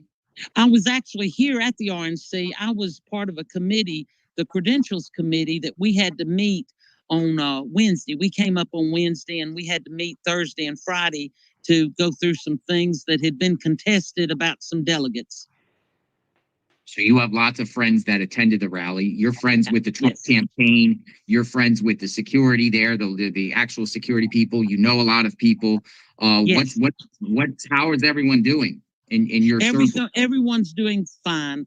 Our friend Mike Boatman was there. He was front and center. He was about 10 feet from the president, from what I understand, which I think a lot of people were there that felt the same way. Mike had no idea that there were shots being fired until the president went down. And of course, it was shocking. It was traumatic for everyone. It was traumatic for people that saw it on cable or on TV when we watched it live, watching RSBN or whatever network you went through. But Mike was, like I said, about 10 foot away, and I would have been right there beside him. Mike and I travel a lot together to rallies, and I would have been right beside him had I not been here. Yeah, because you attend rallies. You how many rallies have you attended? I've been to 53. Yeah, 53, and every one, most of the time, you're either front row or right by the front row. Exactly. You and Boatman are literally the only people in this country that get the closest to the president at these rallies, correct? Besides Secret Service. Yes, we're close friends with the Trump campaign. They know us. President Trump knows us. Being part of the Front Row Joes, he always recognizes us. He will call Mike by name. He has called me by name. So we're very familiar with the setup of the rallies. Yes, that's me. I'm so because just in case people don't believe you, right. I'm just, I wanted to show pictures of, it's you meeting Trump, sure. You attending rallies, you front row, front and center with large groups of people. You're always up front of the Trump rallies. Yeah, we were actually, Mike and I and a few other Front Row Joes were actually invited to Mar-a-Lago the night he announced his 2024 candidacy. I was there as well. I was also invited along with, I don't know, about 15 or 20 other Front Row Joes. Which we were very honored to be there. Yeah. So here's another picture of you, yes. up front. So again, how did you find out this shooting happened? Well, Mike had called me immediately after it, well, he was very, very upset, shocked, traumatized, scared. He called me while the mayhem was going on. And in fact, he was extremely upset, which is understandable. And I had tried to calm him because I told him, I said, Mike, you've got to stay calm because we, as the Front Row Joes, a lot of people see us. And I just out of speculation, I mean, it wasn't anything that was definite. But I told him, I said, you've got to stay calm, Mike, because there may be people in the audience or maybe some of the team that might need you in some kind of effort to help with the crowd. And he instantly calmed down, and I said, you need to get a group together right then, right now, and pray. Say a prayer for the president. And so he did. He said, I'm doing that right now. And he did instantly calm, which was very comforting to me. And one thing that we're all, and he especially being there firsthand and in person, he was very grateful for that the crowd, there wasn't any stampede. Because so many times at these type of events, if something, gunshots, ring out, people will stampede. People were very organized. They were shocked. They were scared. They were upset. They were mad. There were some in some of the videos I've seen were furious, at the media, at it happening, period. So we were very thankful that it wasn't worse than it could have been. I mean, especially with the president's injury, it could have been deadly, and we could have lost the greatest leader this country's ever seen. Yeah, and you or anyone in the front row could have been a target too. I mean, Absolutely. the guy hit. Unfortunately, a loss of life was in the stands behind him.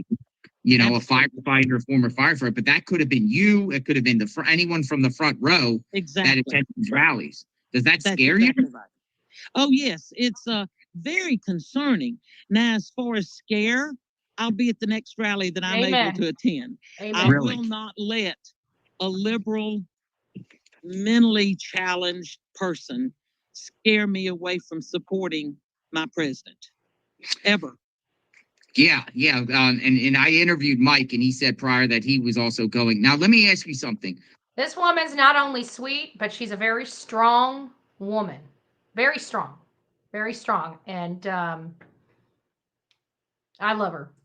Right? You've been to these rallies, right? People want to know about the Secret Service, right? They want to know about the Secret Service, the perimeter. They want to know. Now, you attending the rally, you go a day or two or sometimes 3 days in advance, and you sit out there and you camp. What do you notice, like before a rally? What do you see the Secret Service do? Do they even come and scope the place out or analyze, or do you ever see that? Absolutely. We see them scanning or checking out the perimeter. And I don't know how far their perimeter goes. It's different for every rally because the rallies are held in rural areas, they're held on farms, they're held in cities, they're held in different areas. So the Secret Service has different duties to where you'll see snipers on the top of buildings. You see that a lot of times. It's amazing to me just because I'm prior law enforcement. I was in the sheriff's department in Alabama for 6 years, back about 45 years ago. I'm 68 years old, so I've got some history behind me. But being law enforcement, it's still amazing to see that level, that stage of law enforcement take extreme care like they do. And I feel like it is extreme care. I think that they're Secret Service agents that I've seen two, in fact, that was there that I recognized from prior rallies that I've seen at every rally with Donald Trump. Yep. It was one of the young women and the gentleman that came up behind him. So it was the tall guy with the glasses that was standing next to Donald Trump. Let me see if I've got him. I think he might actually be on my, yes, this is the guy right here that she's referring to, him. And let me move this way. And this girl right here. This girl right here is the other one that's always there. These two people are always with Trump. We've seen other, a lot of them we see, but we see this man here the most, right? The one with the glasses. So just to clarify who she's referring to, because you're not going to see Jonathan's phone because I got her on it. Can't describe him, but he's always with President Trump. He seems to make every step that the president makes. Yeah, I'm And going to show. I'm sure there's also undercover, plain clothes, Secret Service that's mingling with the crowd. Just with the little bit of undercover work that I've been familiar with my law enforcement, you don't want to have a uniformed officer that's trying to gather surveillance at every hand. You want somebody that's mingling like the rest of us. Yeah, this guy right here, is this the one you're talking about? Yes, that's the one. So he seems to like he's like right there at Trump, like his hip, like everywhere, like not only rallies, but just any place and everywhere he goes, he seems to be right by his side. Yes. And traveling with him, I believe. Yes. I've seen him at so many rallies. I recognized him instantly when I saw the video on TV. Yeah.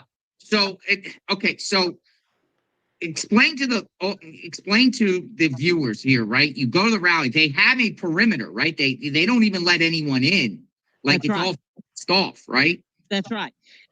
They have parking areas that you can't get to within a certain number of, I don't know, yards, or it's a long ways. We have parked as far as a couple of miles away, like the rally in Wildwood, New Jersey, on the beach. We had to park a couple of miles, 1.5 miles, 2 miles away. So the perimeter is very tight, and it's very well surveyed. I mean, there's a lot of surveillance, and then once you get in, we stand in line for days or hours. And once you get in, you go through metal detectors, you go through being wand. Your hat is, if you've got a hat on, it's checked. I wear my mule hat. It says Trump kicks ass, and it's supposed to be referring to the donkey in the Democratic Party, but it's got mule ears on it. And just the last rally I was at, one of the officers at the metal detectors checked my hat out and actually had the bomb dog come and circle my hat on the ground to see if it was safe. Oh wow! Okay, so they're going like really, really extreme here as far as security wise to make sure you ain't getting no. I don't even believe you can even take umbrellas in there. No, most of the time, right? No, you can't take umbrellas. You can't take flags. You can't take a water bottle. This water bottle that I've brought out here with me. Sometimes, if it's hot weather, the Trump campaign will provide water to you, but when you get that bottle of water, they take the lid off, so it cannot be used as any type of weapon by throwing it or using it anyway. Yeah. See, because people, want to know about the security as in reference to the rallies and everything like that. I personally been to rallies. I see it secured, and I see it secured. It's like going through Fort Knox. Yes. So the very first thing that I saw when I saw this happen is I instantly thought that the shooter was inside that perimeter. I was a little confused, I was like, how in the world did this dude get in the perimeter? Right. But obviously now the reports are out there. He was on the roof, nearby. Sure. But But we just learned that he had to go through a checkpoint, and he was let on through with a big old backpack that held an AK or AR-15 or whatever it is. And prior rallies and rallies that I've seen and other people have told me, they have snipers on the roofs everywhere around the venue. But this particular place didn't. Right. Exactly. And I can't remember how many yards they said that he was away from the president. 150 or 135 or 130 to 150. Right. And that's, correct me if I'm wrong, because I'm not a sports expert, but is that not a little longer than a football field? Football field's 100 yards. So, yeah, I don't think JLR watches too much sports. I don't know. Maybe a somebody. Football field, I think, is 100 yards. Yeah. If I'm not mistaken. So if it was 135 yards, it would be a little longer than a football field. Too close. Yeah. Now, okay, so you're at the RNC now? Yes. Now, you've been to Trump events. Have you seen it since this incident happened? Do you see more of a security around there, like it's amped up more than it's normally? Oh, absolutely. When we arrived Wednesday, when we arrived to our hotel in downtown Milwaukee, we had stayed at that hotel because we were on a committee until Saturday. And then we checked out Saturday and came to our current hotel, which is the Tennessee Delegation Hotel. But when I left it was the Hilton in Milwaukee, which was only a couple of blocks from the RNC venue. When I left there, I had gotten to be friends with some of the law enforcement, and I spoke to one out in the hall, and he said that day they had brought in 2,500 more officers just for the immediate area. Really? And there's officers from all over the country. We travel by a bus, a secured, vetted bus from our accommodations to the RNC venue. And there are either one or two armed marshals on that bus every trip we make. They get off the bus when we get off the bus. They stay off the bus until we're all loaded, then they get on the bus. And yesterday, there were 2 California state troopers that were on the bus. So they've brought in officers from all over the country to help with this event. So let me understand. So in order for you to get in the venue, you have to go with a group? You can't just go single? No, you can go single. But I had asked that because I'm very frugal on my expenditures when I travel to these rallies and events. Excuse me. You're by the airport? You're by the airport. But anyhow, when I first was elected in the state of Tennessee, I thought that I could stay at a more reasonably priced hotel. I didn't know the way they had set it up. Our delegation, our director of the GOP in Tennessee, and each state would set up a criteria to find the accommodations. And so I asked him, he said, we prefer the delegations staying together because of security. And I said, so we can't go to another hotel that's less expensive. And he said, you can, but we can't guarantee security. He said, you'll have Secret Service assigned to you. So that really shocked me because I had no idea that was, in the plan. And so we opted to stay at one of the designated delegation hotels. Each state's delegation has a hotel that they've been assigned to. And so, like my daughter is a delegate from Georgia, she is staying at a hotel that's about an hour and 10 minutes from the venue. We're 20 minutes from the venue.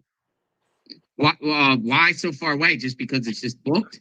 I guess so. I was told that 2 years ago when Milwaukee was chosen as the host city, that every hotel, every Airbnb, every motel, every single accommodation, overnight accommodation, had blocked this time period off. And you could not get a reservation, as Joe Blow, no one could get a reservation during this time period until they were chosen as the delegates' destination. And then they were chosen, and then we were given our instructions by the GOP.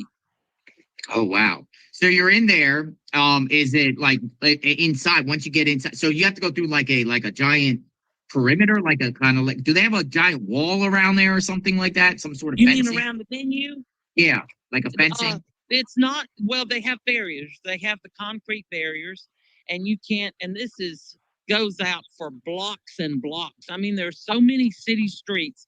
The first day that we left this hotel for the RNC activities, our bus driver got lost. We were on the road an hour and a half before. Oh. In fact, they had already gavelled at the RNC before the Tennessee delegation had even arrived. So, in fact, I made a joke, and it almost became like, is it really a joke? I had told some of the other people, I said, is this a Democrat driving this bus? And he's trying to keep us from getting to the RNC because we've got a pretty good size delegation here. And, he finally got us there, but it was an hour and a half. an hour and a half, a 20-minute, trip became an hour and a half driving around the city of Milwaukee. Yeah, that would have been like, what's going on here? Driver, you know what you're doing. So you arrive at like, what, do you have to go through like a gate or something like that, or some sort of?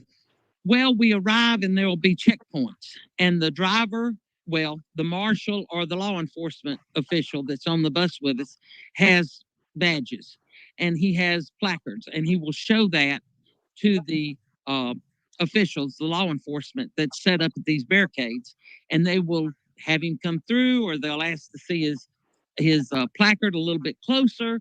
But we've not had any trouble going through. But you will not get through. These are armed officials, law enforcement officials, and I'm not talking about with a .22 pistol. I'm talking about big guns. They're armed at every checkpoint. Yeah. Really? Has there been any disturbances that you've seen? Not that I've seen. I read last night that there was a man that had now I can't remember my source, but it was on, I can't remember if it was on Fox or if I'd seen it, a news report on my phone, but there was a man that was approaching one of the checkpoints, and he had an AR-15 or AK-47 and a full screen clip. mask. Yes, And an e-mask. And they confronted him and caught him. What do you think his intent was? I mean, does it scare anyone there? Well, if you come with a full, I don't hunt, but if I go out into the woods with a rifle or a shotgun or any kind of a weapon, and I've got ammunition with me, I'm there to kill something. I'm not out there to scare something. So I just feel like that was definitely a threat to human lives. Yeah, because okay, so yeah, I agree. I mean, you just don't carry guns like that in a mask and around in a city unless you have some sort of bad intentions here. You know? So you're inside now. I noticed. Okay, so just explain to the people. Sometimes going to a Trump rally or some event, sometimes Trump steps down when he's done and interacts with the crowd. Right? He goes around and shakes hands and gets as close and mingles. Sometimes takes selfies. You took selfies with Trump, and he interacts, signs things on people. Exchanges things and stuff. What I've noticed about the first day of the RNC when he arrived and he made his showing, I noticed they kept him away from everybody. Like they wouldn't even let him touch anybody. Yes. He is in a protected area up in the stands, and there is a barrier. There's an area that's down in like a moat that separates the people from even getting to the wall where he is up high in a box. So yes, he's very, very protected. Yeah, very protected. Well, me and Magnolia were speaking. We're just like, why? Because with the shooter and the incident that happened, in Butler, and still unknowns. The FBI hasn't released a motive. They haven't even said for a fact that he acted alone, or they think. They haven't said it as a statement of fact. So there's still a lot of unknowns, right? Still a fluid situation. There could be still a threat out there. We were wondering why he even would go there. Why would he even go there and put himself out there when the threat, you don't even understand the threat that could still be out there? Donald Trump is and any Trump supporter would agree with me, Donald Trump's the strongest human being I think I've ever encountered. I've met him several times. I've been around him personally several times. But even if I hadn't, if I'd only seen him in media, I think I would have had the same opinion of him. I think he wants to show a leader, when you're leading a country and you're leading the most powerful country in the world, you've got to be the one that steps out and says, look, I want to make everyone calm. I want to make everyone understand that we're not going to back off. We're not going to wither in this time of threat. And, Jonathan, I ride mules, and I've ridden horses all my life since I was 7 years old. And people that have horses and ride understand this. And this is a small comparison. But some people that don't ride, they won't understand. A horse is a herd animal. We're herd animals. Okay, I just want everybody to know that, when people need to understand, we are an animal, okay? We are a more sophisticated animal in the mammal species, but we are still mammals, no different than dogs and cats. We just have better brains and are able to do things. We are animals. We are the top of the food chain. And if the rider, they're looking to the rider to be the leader. If I see a bear, I ride in the Smoky Mountains countless times. If I see a bear on the trail, I can't go to pieces, even though that's a definite, immediate threat, because that animal I'm on top of will sense that and go to pieces. Then everybody's in a perilous situation. You have to stay calm, you have to stay brave, and you have to show leadership. And so Donald Trump shows that. He is the leader of our herd, and we look to him for calm and courage and leadership. Interesting take. So you expect him to have an outdoor rally again? I expect him to have an outdoor rally. I expect extreme security now. He's always had extra wonderful security, but I expect him to have extreme security. In fact, I prefer that. If I have to go through 14 checkpoints, I'll go through 14 checkpoints to make sure he's safe. And the other rally goers are safe. We've got to remember there's innocent people there that he's innocent, but he's also the target of a lot of people, whether it's domestic or foreign. And but we've got to remember the other innocents that are there, citizens that are supporting. They're utilizing their right to support who they want to, but they're there out of their own choice. They're there to support him, and we've got to remember their safety too. Yeah, Children. Yeah. I do concur. I want to implore. There are children, young children at these events, and they have a right to be there. Their parents have a right to take them there. This should have never happened. But there are innocent people and children of all walks of life that go to these rallies. And to put those children in danger is disgusting. And there's more involved than this alleged lone wolf. On that. Now, when you saw him on TV, the images of him, being taken down by the Secret Service, brought up, he said, let me get his, they were going to usher him immediately off stage, but he stopped the Secret Service to pump his fist and, told the crowd to fight. What was your thoughts on that? I could have never been more proud. I could have never been more proud of a human being. To think, and of course, everybody's discussing this, but I've discussed it with several people. To think we've all got an ingrained fear for our lives. If you're shot at, if you're not even hit, the first thing I would have thought of would have been run for cover. Go down, get down under the Secret Service, pull them down on top of me. Donald Trump fought that. He stood up to show his strength and his leadership, his calm, and to encourage us, I'm okay. Just keep on fighting for what we're fighting for. We're fighting for our country. We're fighting for our children. We're fighting for our grandchildren. We're fighting for our future, the future of the United States of America. If we let one deranged gunman do away with that, we might as well all give up all of our freedoms and just forget everything we've ever known. He was within centimeters. That's right.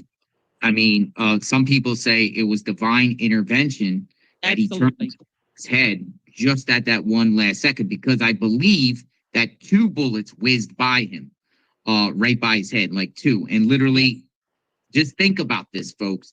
You're 150 yards away with a gun on a roof, and I believe the police have already had interactions with the shooter, right? And they they were pushed away, or they backed off, or the local police kind of fell down the ladder or something. But and then he instantly started shooting. But he put Trump, I'm assuming, in the scope of his rifle and fired off shots at 150 yards away, 20-year-old kid, and it pierced his ear. I mean, think about that. You know, I'm not a shooter. I don't know if you're a shooter, but I mean that the probability there is like I cannot believe that it was so close. Absolutely. We were very well when it happened. It was traumatic. I was scared. I was shocked, you know, when you're seeing it. But then I was so thankful to God. I was so thankful to God. Of course, I shed a lot of tears, but first they were tears of fright, worry, concern, and then they were tears of thankfulness, because I believe God Almighty stepped in. I believe he had him in his hand that day. And I believe that God Almighty has had him in his protection since he came down the escalator. Yeah, and we're friends. You and I are friends, good friends. And you know, I sent you a message, right? Right Yes. after it said, "Are you okay?" Yes, you did. Yes, you did. And I appreciate that. I appreciate you checking on me. I had when it happened, we were here at the hotel, and we were at the hotel, and my phone blew up. People that was concerned that I might have been there, and yeah. I wasn't, thank goodness. But and I would have been. Mike had said that We all would have been. If I didn't have Delilah, I would have been there because I was talking to Pam about going. But the only thing that kept me from going to this particular rally is I was just in Virginia. I was just in Miami. And when I came back from Virginia, I got Delilah. I had to have some friends, Laura's granddaughter, watch Delilah for 2 days. She's a brand new pup. And and going to Pennsylvania would have meant that I would have been gone for, a week without her, being a fresh pup. So I opted to miss the Pennsylvania rally. Had it not been for me getting Delilah, I would have been at that rally. believed, he wasn't for sure, but he believed he was in the direct line of fire. Maybe when the other rally goer unfortunately was shot, but Mike had gone down. Mike had went down, right prior to that. So we would have been right there. And by the grace because of God, the bullet, pierced his ear. But again, you were Boatman, and also I believe if there was a shooter in that water tower, the front row Joes would have been in the line of sight. Brick Suit was there. Brick Suit is a social media personality. Our friend Christina, also another social media personality, was also there. As you guys can see, we're all pretty social.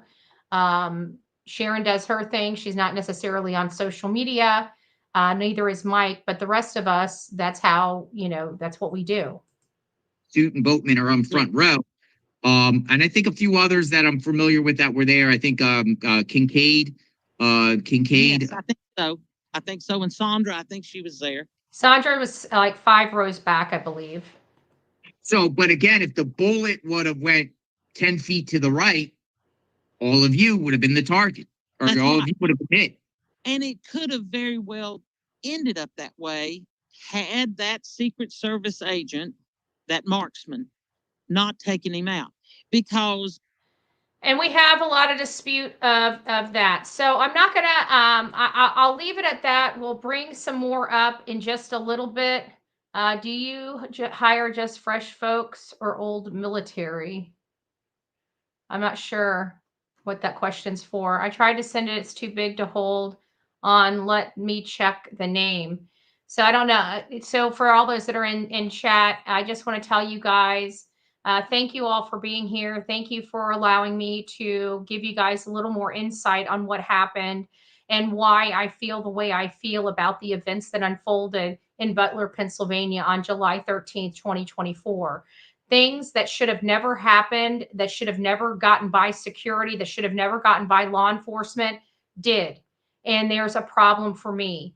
Having a whole building filled with law enforcement when President Trump is on stage is a problem for me. Those people should have been outside protecting the president like they were supposed to.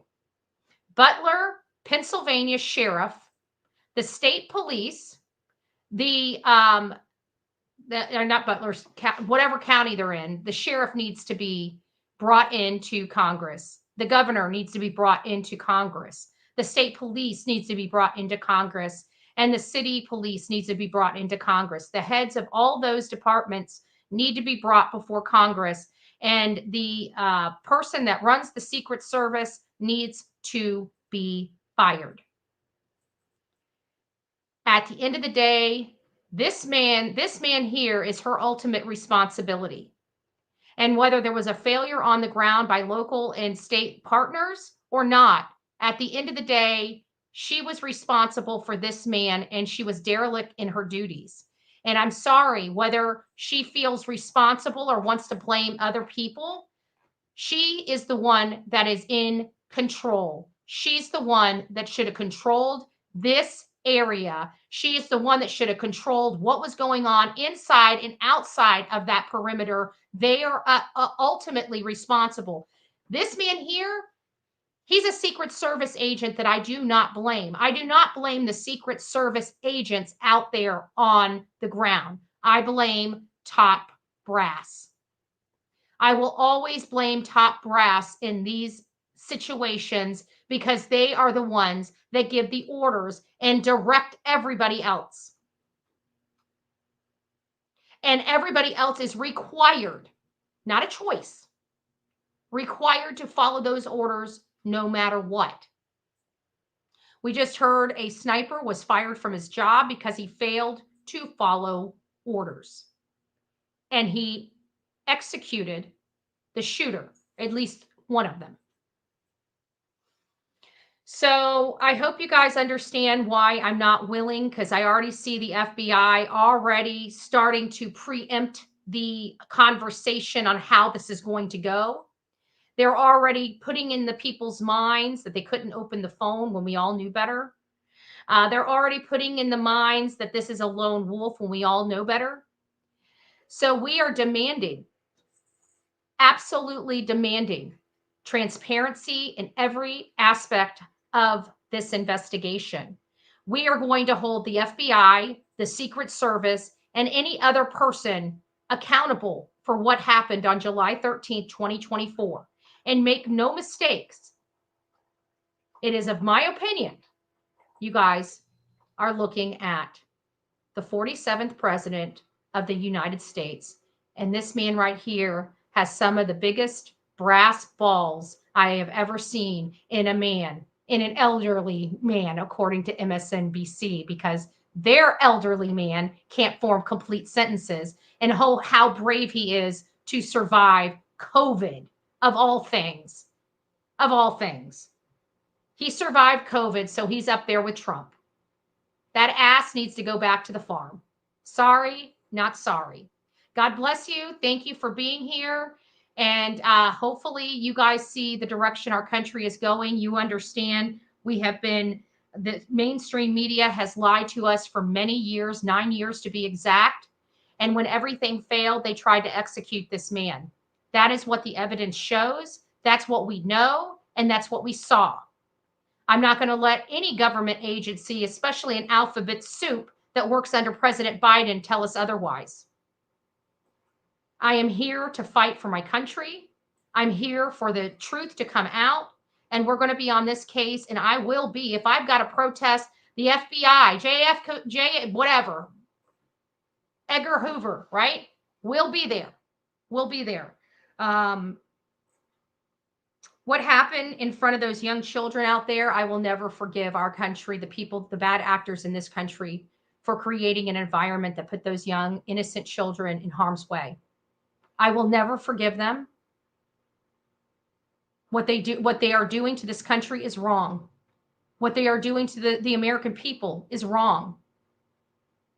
And we are standing up and trying to take this nonsense back. And when everything else fails, they tried to take a man out. This is unacceptable in a civilized world. Please wake up. Please realize that this is no joke. Please realize our country is in a grave situation. If we keep going down this route, we will not recognize America. Okay? And this is for everybody. We have democracy right now. If we keep going the way we're going, that's all going to go bye-bye. That's all going to go bye-bye. All right, guys. Thank you. God bless you. I pray for everybody in this country. Just remember, just because I lean right doesn't mean you're not entitled to lean left.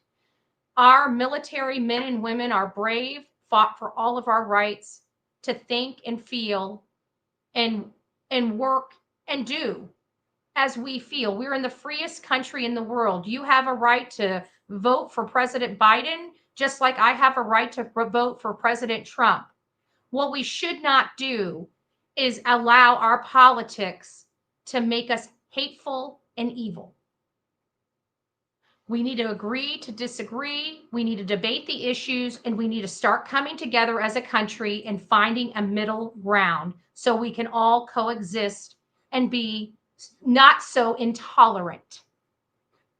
Okay?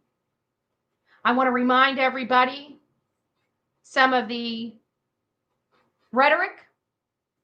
This man is not an existential threat to America. He's an existential threat to the frickin' swamp. That's what he's an existential threat to. The swamp. And the swamp encompasses both the right and the left. He is a man for the people. Trust me when I say that. God bless.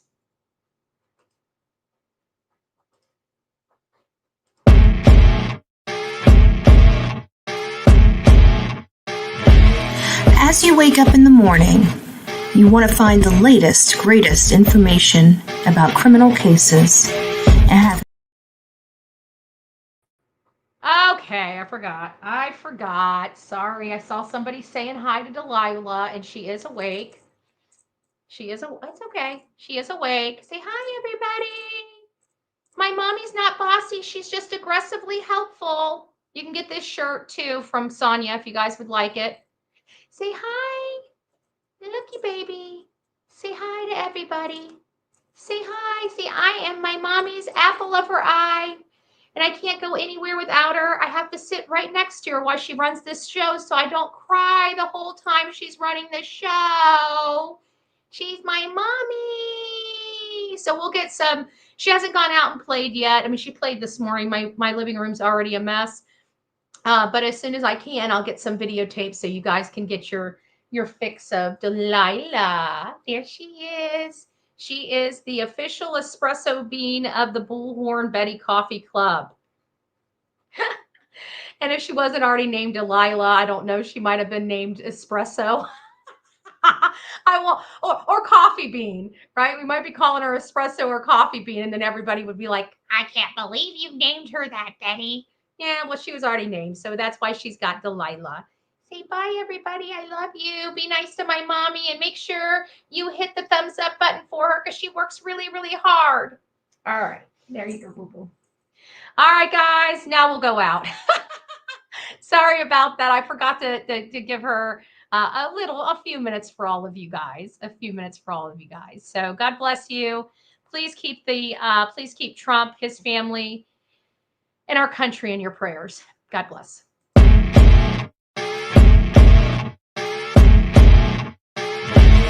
As you wake up in the morning, you want to find the latest, greatest information about criminal cases and have an intuitive conversation about the suspects associated with these cases.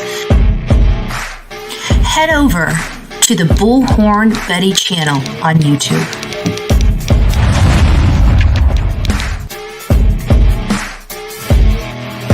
Get breaking news right here on the Bullhorn Betty channel. Welcome to the Bullhorn Betty Coffee Club. Enjoy your stay and enjoy your day.